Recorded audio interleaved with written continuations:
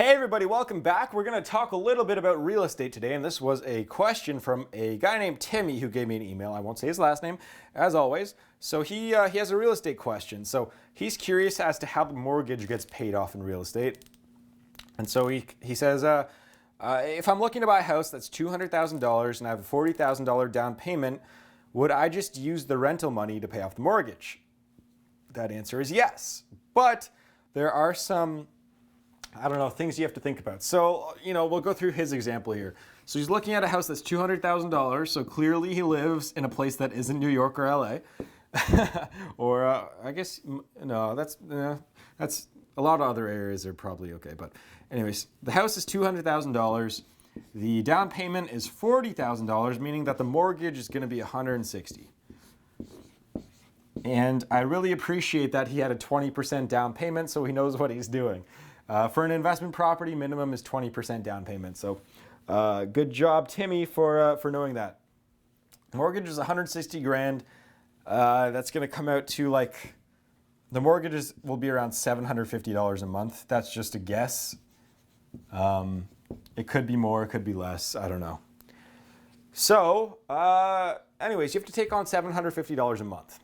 Now, before I begin, I should say that the lender or the bank or whoever you get the mortgage from, they're going to make sure you can pay this mortgage even if there's no tenant.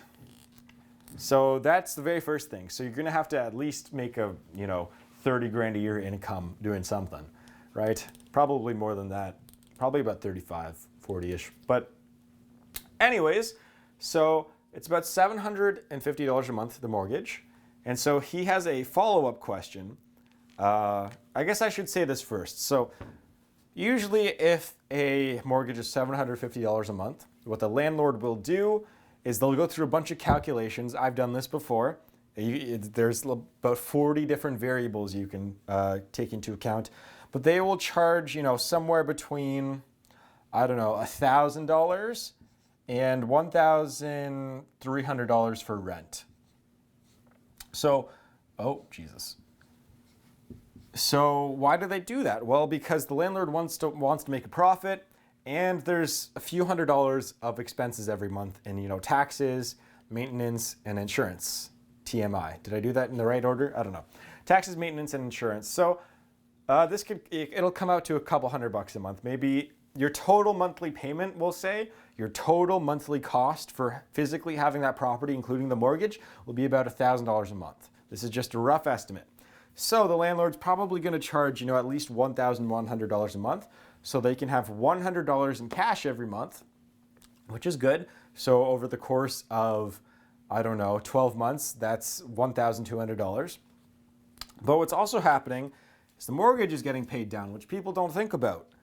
So that $750 a month is going towards equity in the house, which I do count, for me personally, I know most landlords don't, but I count that as a bonus return on investment. So we're going to go through this example here of what this is like, actually. So just a quick example. So your investment in this property is $40,000. That's the down payment. And that's all the money you put up.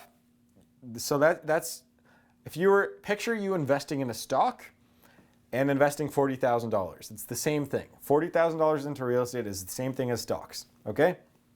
So, and then in this property, we said you made $1,200 a year in cash. Just cash money. Cash money, called cash money, yay. So let's do some quick math here. That return on investment just in cash is, this math is, it's probably gonna be around 2%. Is that right? 2.5, we'll say 2.7% per year in cash. If I had a calculator in front of me, that'd be very helpful, but I do not have one in front of me. So that's just a rough estimate. Maybe I should just type it in here just to make sure here. So $1,200 from a $40,000 investment is, 3%. Okay, I was close. So that's a 3% return on investment, which, that's not great. So probably this investment property isn't for you with these numbers. But saying that, if you include the equity you're getting a much higher return on investment. So That's Timmy's first question, I guess, was how do you pay the mortgage off? Well, you charge the tenant a lot more money, and you take into account things like vacancy too. So in everyone's area, there is a vacancy risk, or vacancy rate, I should say. But there is a risk that your unit will not have a tenant in it. Now this vacancy rate, so VR, this is usually around like a 4%, but this could go to like, I don't know, we'll say 4 to 8%. Now in cities, it'll be like 1 to 2%. In like New York, Toronto, LA, it could be even less than 1% in some areas. So, and that's the percentage of units, of real estate units that don't have a tenant in them. So anyways, that's something you take into account when you are buying a property. So what he follows up with is, so how can I ensure I'm going to get a tenant so fast? Isn't there a large risk I won't be able to fill the house, and I have a mortgage left to pay? So that's a good question. There's a few things you can do. So first thing, off the bat, multifamily homes, MFM, or MFH, they're probably the way to go. So why are these good? Because they only need one mortgage to get these done. And, if you buy like a fourplex, you can have 4 separate tenants that never see each other. So it's a way for you to decrease your risk of a vacancy, especially. So for example, if you were to only fill up 2 of the 4 units in your fourplex, you will probably still be able to pay the mortgage off and all your expenses. Then if you get the other 2 tenants in, it's just a bonus. So that's why multifamily homes are a much better investment than single family homes in terms of cash flow. And it's much easier and much less risk to pay off your mortgage. But let's just say you have a single family home. You have a single family home for some reason and you want to rent that out. We can fix this too. So there's a few options you have. Now I'm a real estate agent. I've dealt with this all the time. What people will do is they will hire an agent. So a real estate agent, REA, and they will say, hey, rent this place out as quick as possible, and we will give you like 1 month's rent. So this isn't financially feasible for every single landlord, I guess, because in some areas 1 month's rent will still have they'll still have a giant cash flow and giant positive return, especially in cities, even if they lose 1 month's rent. Especially if they own the property for a long time too, that's another thing. So that's a way to ensure that it gets rented out, is hire a professional to do it. I mean, a lot of the times people only post on the MLS and then it gets rented out pretty quickly. But that there's other options too. Let's just say you don't want to use a real estate agent and you want to keep that 1%. You can hire a property manager, right? So they can do that too. So property management companies, a lot of the times they'll take 1 month's rent and they will handle everything to do with the property for you. So they will handle, if there's like a toilet broken or something, they'll do that too. They'll take 1 to 2 months rent, which isn't bad.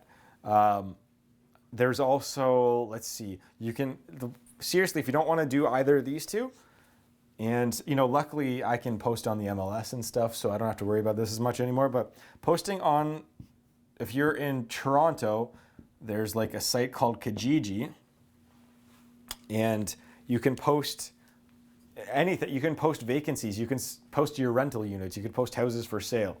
And that's probably where I've gotten most of my traction, actually, is Kijiji. So I don't know what the equivalent is in the States or internationally, but you can look this up if you want to. There's like Craigslist, I guess, but that could be a little bit sketchy sometimes. I'm sure that there's like Trulia, is that one that does rentals? I don't know.